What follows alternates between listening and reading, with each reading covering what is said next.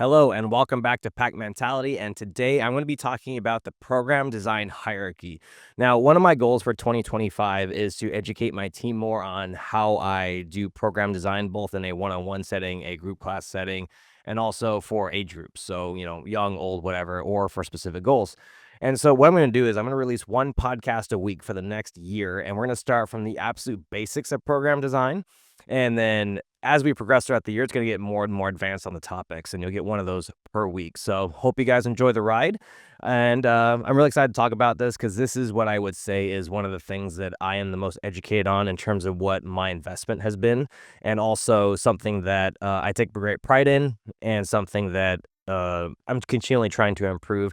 And also, it's my time now to pass on this knowledge to my team and to other people, so that way they can continue to change lives.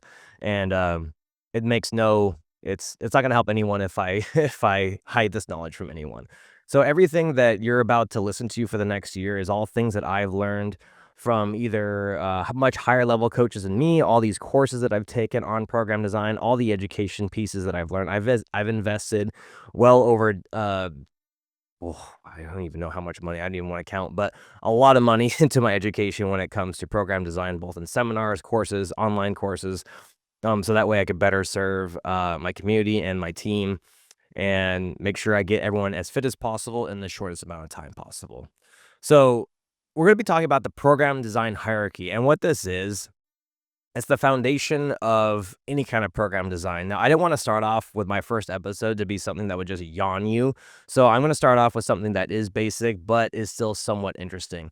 So we're going to be talking about today about adherence, exercise selection, reps, sets, rest, and tempo. Now, these are the 1, 2, 3, 4, 5, 6 main components of any kind of program design. It doesn't matter if you're designing training programs for endurance athletes or strength athletes, that this hierarchy is a principle in strength and conditioning, regardless of what discipline you're in. So this is a very broad topic, but also but narrows it down to something that's very specific when it comes to actually making progress. So you have to imagine a pyramid now. So a pyramid coming down, adherence is going to lay your foundation, or it's the foundation of your house. Now, adherence is just a fancy word for just, like I say it, actually doing the program. Okay, so if you have someone who wants to skip around wants to skip around programs, or wants to change your workouts, or do one workout like this, or do one workout at this gym and do this workout at this gym, and then, hop on this person's workout, hop on, my own workout, then it's never going to be productive, because you're just going to be constantly monkey braining around. Now, this is a very common problem. It's actually more common than you think. And I see this all the time, whereas people get this shiny object syndrome of like, oh, this is the next cool thing, I'm going to go do this. I see this all the time, especially with diets. Now, I'm not going to get into that, but when it comes to training programs, that you even see this with games athletes. It's like, oh, well, this coach is doing this, and this coach is producing winners, so I'm going to go over there. When really, we don't have the full context on what is actually working and how they design training programs for the people who are already going along. Because let's be real, in CrossFit, guess what? Everyone's doing squat cycles, everyone's doing aerobic intervals. So 9 times out of 10, it actually comes down to what you're doing on the back end with your lifestyle. So it comes down to how's your rest, how's your nutrition, how's your mobility work, your recovery, sauna, whatever. All those things come into play. Now, when it comes to adherence, the most important thing that in a non-competitive realm is that you want the workouts to be fun. Okay, so this is why boot camps can work for a while, because it's something new. Because most people who go to boot camps will start with a traditional gym, they hate it, they're not seeing results, so they go do a boot camp so they can lose weight. Nothing wrong with that. And this is why CrossFit, I think, is just my humble opinion, that is so effective at adherence, because there's always something novel, or always something to get better at. Now, at the same time, that can also be detrimental to some people from starting in the first place, because they see all these advanced things and they're like, well, either A, I don't want to do that, or B, I'm so far gone or so far away from that I don't want to try in the first place. And then that really comes down to a whole nother topic, which I'll talk in another podcast about, asking the right questions, and actually, as a coach, managing expectations. But I'll do that. I'll cover that in a whole nother podcast that I have planned for program design. So workouts that are fun. Now, I used to think that this was stupid, but workouts that are fun and that get people excited and makes them want to come to the gym is the best workouts. Does it have to be the best designed workout in the world? No, because for the majority of people, especially with how things are going in the United States as of today, then people just need more movement. They need to get in the move. They need to get in more movement, and they need to create it more of a habit of just getting into the gym and enjoying exercise, rather than worrying about any kind of advanced strength and conditioning or program design styles or methodologies. So that's what we try and do with our group classes is really try and dial in the workouts to where, we're continually making progress, but we're also making things fun. We're making things novel to where you're not doing the same thing every day or even the same training cycle. We're constantly rotating things in and out. We're constantly looking at the data from the results of our clients and saying, like, how can we make this more fun? How can we make this more effective? And how can we make this more efficient? And those are some things that you always have to be asking yourself as a coach is how can I just in simple terms, just how can I make this better? And how can I make people enjoy this more? That's it. If you can get that right, you're going to change a lot of lives in a positive way. So I hope that covers adherence. Again, if you have any questions, I know that most of you listen to this know me personally, so just feel free to come talk to me. I'm always happy to chat. We're going to move into exercise selection now. So we have adherence now. Adherence forms our base of the pyramid. Now, the next level up, or our second floor, is exercise selection. Now, this is extremely important because this really comes down to whoever you're working with or what the group goal is. Now, when it comes, exercise selection is king, and this is another reason why I think CrossFit's so effective because they pretty much uh, caused a underground movement that tore apart the foundations of the traditional fitness world because I'm very lucky that I was a part of this back in 2007. And back then, all we did was traditional bodybuilding splits like back and buys. We did, quads or whatever, buys and tries, whatever, chest day. And then you did cardio after, right? So a lot of you are aware of that. Now, CrossFit did a great job of bringing in new exercises and adding in a lot of muscle confusion. Now, back then it wasn't as good as now because we have a much better job of progressing it. But we want to choose the highest impact exercises that are going to take us the furthest. Okay, so again, we want it to be effective, we want it to be efficient, and also we want it to be fun. We want it to be something that people want to keep doing. And then, so this is why CrossFit really did popularize Olympic weightlifting. It got people not afraid of deadlifts. Like, believe it or not, people still today are afraid of deadlifts, but back then it was even worse. Squats, same thing. People were terrified of squats. I mean, I can't tell you how many times when I first started CrossFit, because I started CrossFit in a traditional gym, and I was squatting below parallel, hence the standard. And you have no idea how many old dudes came up to me because at the time I was, 20, 19, 20. They're like, bro, you're going to blow out your knees, man, if you keep squatting that low. And I was like, really? And then they're like, yeah, yeah. And anyway, I'm not going to get into that whole story, but we want to choose the highest impact exercise to get whoever we want, whoever we're working with, choose that goal. And usually it's always the same things, right? We have to squat, we have to deadlift, we have to bench, we have to do some sort of a press. Now, it doesn't always have to be with a barbell. It depends on the person's comfortability or how comfortable they are with that exercise themselves. And there's always certain progressions that you can go through. But exercise selection is going to be the biggest. You have to choose high impact exercises because the majority of people that you're going to work with as a coach, they're not going to have the time to do a ton of accessory work. So you have to choose things that will compound movements that will work many muscle groups all at once, and that are functional and that will actually transfer to real life situations outside. So that covers exercise selection. I don't want to go too into that because we have a lot of things to cover. We're going to go into reps. Now, reps are king. So once you have their high impact exercises that you've identified with whoever you're working with or as a group collectively, and again, I'll go into more detail on a whole nother podcast on how to actually do exercise selection and how to actually structure it towards either an individual or a group. But reps are extremely important because once you have the exercise, now there's certain pairings of repetitions that you do with certain exercises that will yield bigger impacts. Some of them will be more nervous system based, some of them will be more strength based, and some of them be more hypertrophy based. So when we're saying hypertrophy, we mean muscle growth specifically. Now, with reps, we're I'll quickly cover it, but if you're in like the single rep range, you're going for just max strength. You're not going to put on a ton of muscle. It's going to be mostly a nervous system adaptation. Okay. So there's both neurological adaptations when it comes to reps and both a organic adaptation. So we get into higher rep ranges. So we've established that a heavy single is more neurological. So think of a 1 rep max squat, a 1 rep max clean and jerk. So if you ever seen on that note, if you've ever seen someone fail a back squat, most people when they fail a back squat, they actually look pretty good going down. I mean, unless they just made a ridiculous jump, and then which case they're just stupid and you probably shouldn't work with them. I'm just joking, but you as a coach should manage that.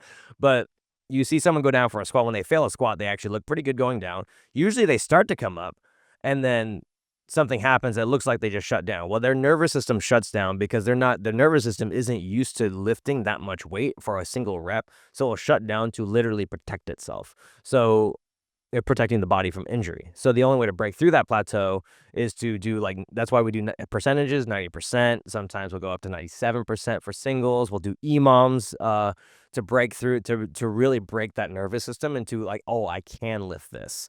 And also on the opposite side of the spectrum, we have higher reps. So we're talking like the 20 to 30 rep range. Now, this is strictly for muscle endurance. Okay. You're not going to even put on size with this. It depends on the exercise or the tempo. The tempo's at the end, which I'll cover. But when at the higher rep range, you're training exclusively, plus especially 20 plus reps, you're training more muscle endurance. You might put on a little bit of muscle depending on how developed your muscle already is. However, that's more for like sport, like this, like CrossFit in general. It's good for overall health and just muscle endurance in general. The good thing about having muscle endurance and being on both ends of the spectrum is that you, when you do meet in the middle, so let's say you become neurologically more efficient and organically on the opposite side of the spectrum, you have good muscle endurance. When you meet in the middle, you'll be ready for that. And that's actually where the bread and butter comes in and where the best rep ranges are for getting both. So now we're going to talk about kind of like that 2 to, I guess, more like the 3 to 5 rep range. Now, this is where a lot of the training is going to happen, especially with compound lifts. 3 to 5 rep ranges aren't going to happen with non-weighted lifts or like accessory lifts like bicep curls. Like 3 to 5 bicep curls are going to do nothing. Hence why we look at exercise selection first. We see what the exercise is, and then we select the reps. Because if I prescribed you as your coach a 1 rep max bicep curl, that is not a very good use of our time. It's not going to tell us much in terms of feedback on where your strength is at. And it's also not going to be good at building muscle or your neurological activity for your lifts. So again, we scrap that. But however, a 1 rep max snatch and 1 rep max clean and jerk, deadlift, bench, a compound movement like that will help us establish what we actually are capable of and how we can actually break through that plateau. It also allows us to see what are the main imbalances. The great thing about maxing out is that it's really easy to identify where we need to work on. So for example, if your back squat's 400 pounds and you deadlift 400 pounds, well, we know your posterior chain is weak and we're going to focus on your deadlift. Very simple, easy example. And this is why we have that level up board in the gym, is because it gives you a quick reference point. Now, don't get me wrong, it's not a perfect board, and we went through a lot of iterations to do it. I'm sure we'll redo it again just based on the data.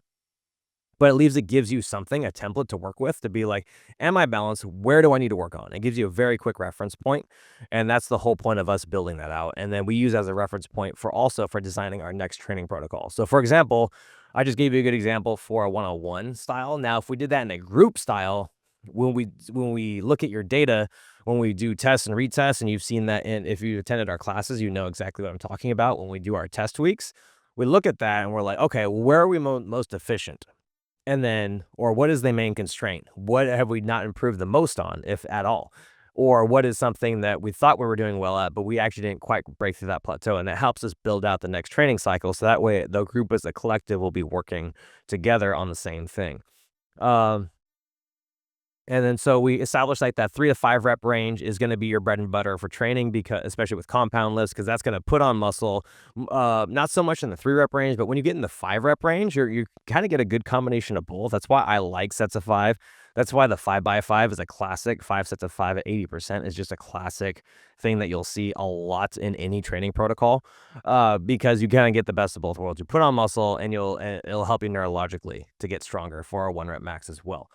And then we go into kind of like the 6 to 8 rep range. Now, this is really good for when you start hitting more hypertrophy. So you want to get stronger, but you also want to add some muscle. So that's where you do like the 6 to 8 rep range with either squats, deadlifts. You can do this bench. You can even do it with curls. You can do it with almost anything. That's more the hypertrophy range. And then you kind of get in the 8 to 12 rep range. And that is where the kind of the classic hypertrophy is. Now, it depends on time under tension, which we'll go over in tempo.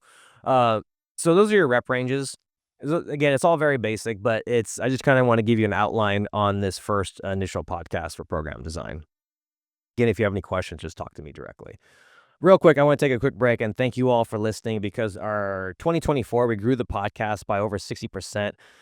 We gained a ton of followers on Spotify specifically. I still don't really look at the data a lot, because I know that that it'll kind of psych me out if the numbers don't look good. So I would really appreciate it if you're listening to this and you've been listening for a while. Please share this with a friend, like it, follow it, whatever. It just takes one click of the thumb, and I'd really appreciate it, because it might change the life of someone else. And also, when I see the numbers go up, it keeps me motivated to keep making this. So give me a little dose of motivation and send that out. I really appreciate it. Thanks so much for listening. We're gonna go into sets now. Okay, so sets, reps are king, so we're halfway through. So we went over adherence, exercise selection, reps, and then we're on sets.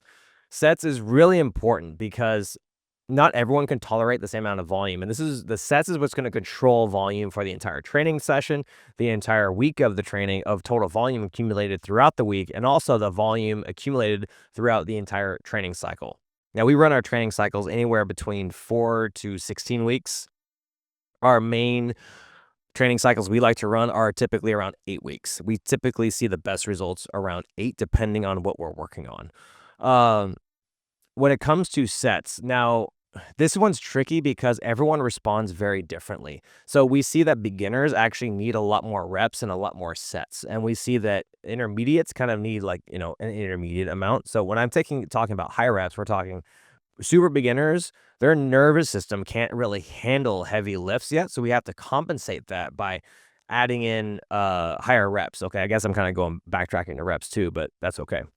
So sets of 20, that's great for beginners. Like 3 sets of 20 is great for beginners, especially if they come from zero strength training background, or they're kind of elderly, or they're a little bit older. This really helps them actually put on some muscle and gets them used to just doing it. Also, without since they're using less weight, that they don't need to worry as much about injury. Now, intermediate reps and sets would be, I guess, anywhere between like the 8 to 12 rep range, because that's where you have some strength, and then we're trying to add a little bit of muscle. And then the advanced, and then anyone can really do the 3 to 5 rep range. It just has to be done with supervision and with proper coaching.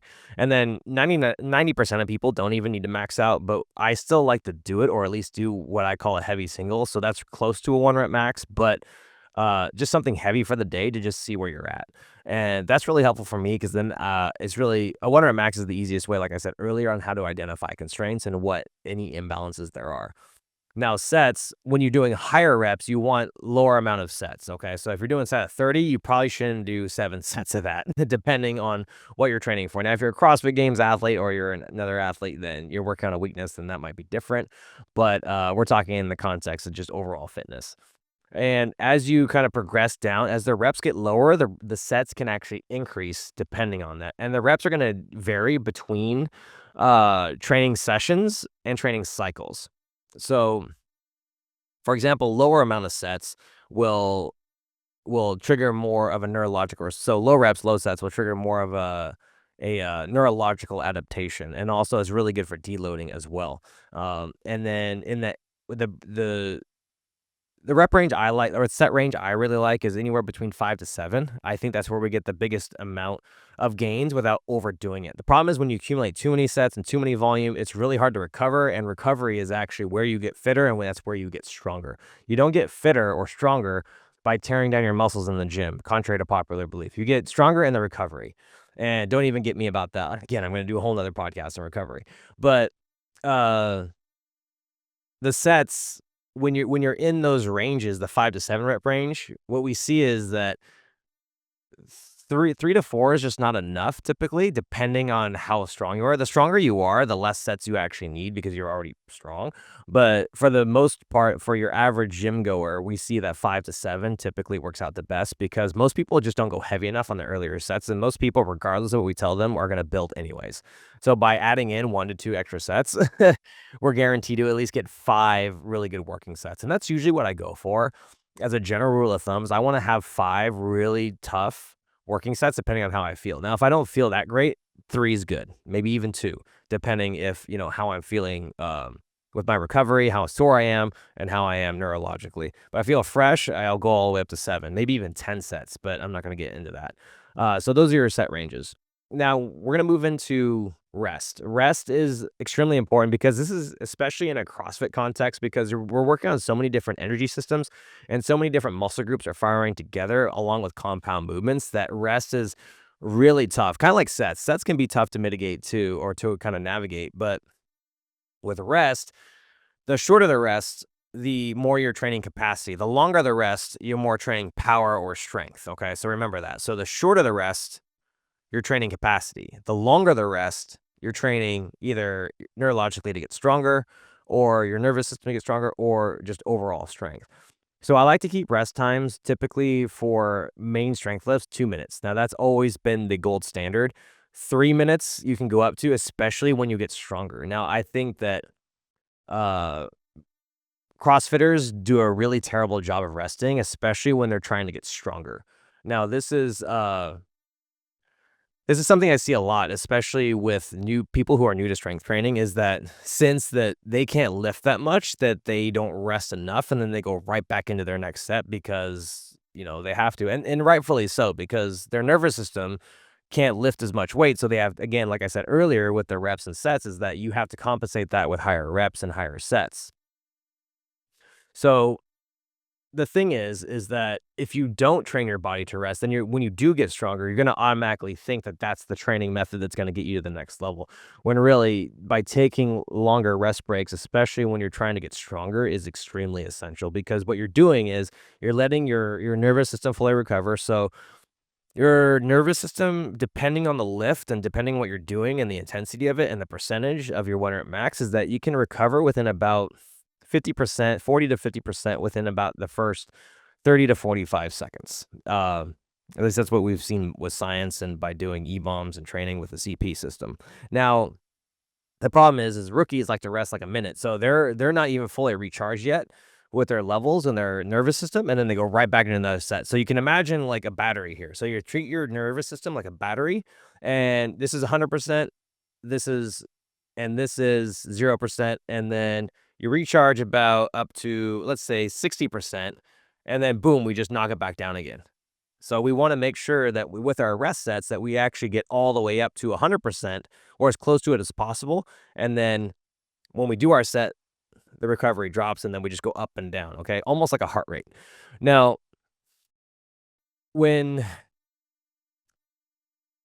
this is hard to talk about because everyone's going to respond differently to training, and this is why it's so important to have some sort of a custom training protocol in place and to have some sort of a coach watching the person training in person. That's why I'm not a huge fan of online program design, is because I don't know if your reps look like crap or even if you put up good numbers, and I don't know how long you rested. I don't know if you actually stuck to anything that I said to do. This is why I like training and coaching people in person because I have full control over it and I can see it. And even the look on your face when you're doing a set tells me a lot about what I should be doing next or what I can design to break through a plateau, or it tells me what we need to do for recovery. There's so many like nonverbal feedback that I can get just by watching someone train. And as a coach, as you get better, you'll be able to see that, and then you'll be able to make adjustments to their training even on the fly. And that's something that Caitlin's gotten a lot better at. This is something that is really hard to coach as a coach, is to actually see just the body language and the look on their face when they're training and being like, oh, I know exactly what I'm going to do next, or I know exactly how to change this in the moment to where we're maximizing our time.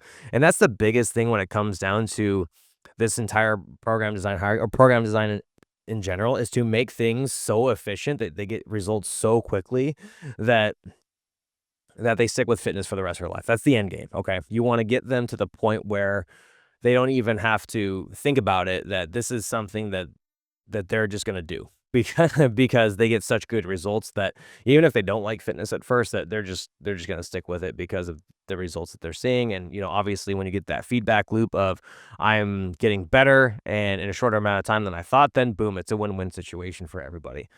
I kind of went off on a tangent there. So let's bring it back in. Let's go over we were under rest. Now when we're training in like a conditioning or a CrossFit style of rest with, like, let's say EMOMs or intervals, same rules apply, right? So the shorter the rest periods between intervals or between whatever it is we're doing in our conditioning piece, the more we're training capacity. And then the same thing, if we rest longer or a 1-to-1 ratio in our training capacity, then we're training more power, okay, or output. So I can actually generate more power. I can move faster, and it's more of like a sprint than it is a capacity workout. And this is another thing that CrossFitters get wrong, is because they think they always need to be training capacity, when really you need to be training all energy systems. And so when you're only training capacity, you're only training glycolytic, or you're only training your aerobic system, or combination of those two. Now the problem is, when you actually want to move in and you actually want to get faster, your nervous system again isn't ready for that. So the only way to get your nervous system more efficient at going faster and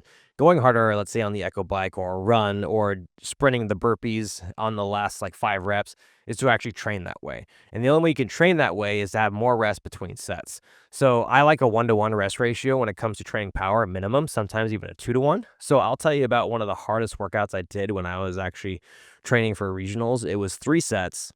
It was a 250-meter row, 15 kettlebell swings with a 70-pound kettlebell, 25 burpees, 15 kettlebell swings, and then 250-meter row. And then the rest times in between was anywhere between 8 and 12 minutes, depending on which style you were doing. I think this one I did, I rested 8 minutes.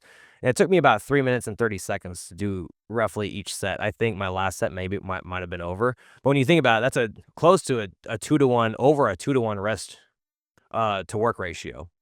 And what I was doing was, you're practicing your transitions, you're practicing on much harder muscle contractions. So any of you who've ever done even a local competition know that you actually go a lot harder when you actually are out there than you do in the gym when you're just training. And so that's exactly the stimulus that we're going for. And the only way you can simulate that is by having more rest in between your sets. So I hope that's helpful. Now let's go into my favorite one, and the last one before we wrap things up is tempo. Now tempo comes back to more of a strength, I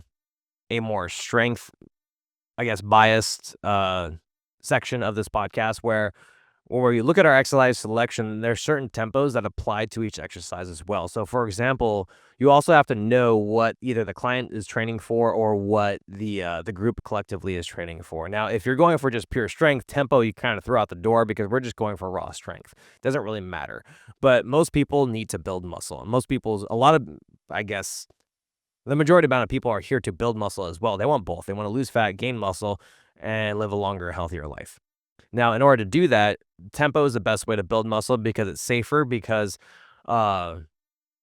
it'll strengthen the tendons and ligaments around joints. It's better for hypertrophy, and it's like I said, it's safer because you don't use as much weight. Now let's quickly go over what tempo is. So tempo is how you control each repetition. So we've done tempo here at the gym, and you've probably seen it, but a good example of this is like 3 seconds down, 1 second pause on the chest for a bench press, and you drive it up quickly. Now, what we're working on here is when we control the time under tension of each rep, we're actually building more muscle because we're lowering slower. Now, the lowering phase of any lift, so going down on any lift, is where you're actually going to get the most breakdown or micro tears in your muscles. And that's when you rebuild that's actually when you get stronger. Okay. So when you're just kind of banging out reps fast, you're not really getting a lot out of it, because you're just having fast muscle contractions. There's not a lot of time under tension. You're just saving your muscle endurance for other stuff. And so when you're controlling the weight down, what you do is you're training your body to hold weight, and it is also, you're making your muscles just work harder. That's a better way to say it. You're just making your muscles work harder under less load, and then you'll see much better progress in terms of hypertrophy than you will strength. Now, for raw strength, yes, you have to do heavy singles. You have to be doing things quickly and hard and fast and maximal load. So, but there's a time and a place for tempo, and usually we use more tempo on more pure strength building stuff. You can't really do tempo on Olympic lifts; it makes no sense. Um, but we do like establishing tempo when it comes to any kind of accessory movement. So, like a lat pull down, bicep curls, even push ups, dumbbell bench press, incline bench press, um, even lunges, especially any kind of split squat is always great to have tempo because if you're just busting out reps, then you're not really getting the full benefit of doing the split squat in the first place. Even deadlifts work great. And what this does also, it builds muscle endurance without having to do a lot of reps. So if you can simulate how much, so you would, if you would actually time how long it would take to do 20 reps quickly, let's just make it easy, like an air squat. So let's say you bust it out 20 air squats as fast as you could. Now you establish that and you do a tempo of like you time it and you see how long did it take to do on average the 20 reps, and then let's say we take that number and then we apply it. Now I want you to do let's just call it 20 seconds because it's easy to remember. 20 seconds, a 20-second descent of just an air squat, it'd be a lot harder, and the time under tension would be a lot harder. Now you wouldn't get the same kind of aerobic benefit from doing 20 air squats fast. However, you're going to get more out of the time under tension by doing it a lot slower and controlling the reps. So let's say it is 20 seconds, but let's say we break it up into a 5-second eccentric or a 5-second lowering phase. That is 4 reps. So you're getting the same time under tension in 4 reps and you are getting in 20. Which one would you rather do? I'd rather do 4 personally, even though the 4 might suck more. So what that allows you to do is actually get a little bit extra. You get more out of the exercise by having some sort of a tempo attached. Now, I really don't like prescribing tempo. Sorry, I really don't like prescribing exercises without tempo because it also allows me to see what the person is capable of lifting under a certain time under tension. And and the problem is the hardest thing is prescribing tempo in a class because not everyone gets it, and it's not their fault because they're not advanced. This is a kind of advanced style. Tempo is something that only got popular, I guess, in like the last 15 years. And I know that seems like a long time, but when you think about how long strength and conditioning has been around, tempo has only really been applied even in the CrossFit realm for like maybe the last 10 to 12.